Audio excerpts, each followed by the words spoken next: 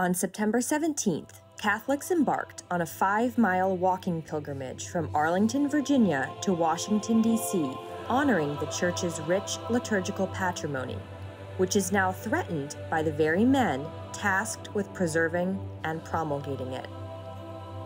When the restrictions were announced for the Diocese of Arlington, they were much harsher than anyone had anticipated. This is the Mass that has sustained the Church for thousands of years. This is really sacrilegious to divide the communities like this, split up parishes, and also with reference to the restrictions by the Archdiocese of DC, which had come down the week before, which had been even more severe, restricting the Mass, the traditional Latin Mass, to 3 different locations.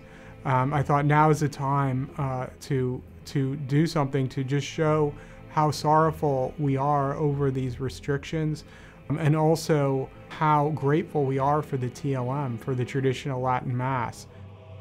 Everyone who attends a TLM can't be helped but to be drawn into it, and to be drawn into a deeper love for Catholicism and a deeper communion with the Catholic Church and with Christ. The generosity that had previously been shown by the bishops in both Arlington and DC was really tremendous, and did allow so many of us to experience the traditional Latin Mass. This is something that's growing very, very quickly. This is just about being Catholic, as it was in the beginning, is now, and ever shall be. To have Marian banners, to have processional crosses, to have a beautiful Marian procession, I think is a great way to show what the TLM movement for the TLM in the Church is really about. It's not about ideology.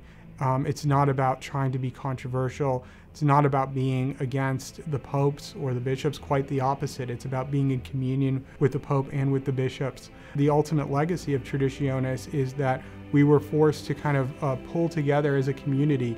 You see it in terms of renovating the spaces that we've been provided for the TLM. We were given, about a month, or maybe a month and a half, in order to put these spaces together, and they're just beautiful. And it's almost miraculous to see a school gym transformed into a beautiful space for Mass.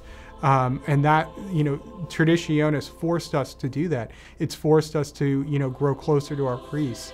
With the social media and the media and all of these other things, it's really designed in a lot of ways to kind of break people down and fill them with messages of despair and hopelessness. And I think that what we need to do is just realize that, there have been worse persecutions in the history of Catholicism.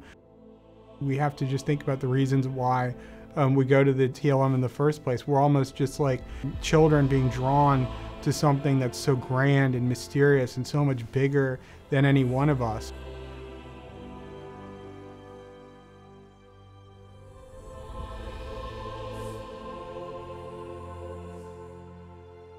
We are praying for the Pope and for Bishop Burbidge and for Cardinal Gregory.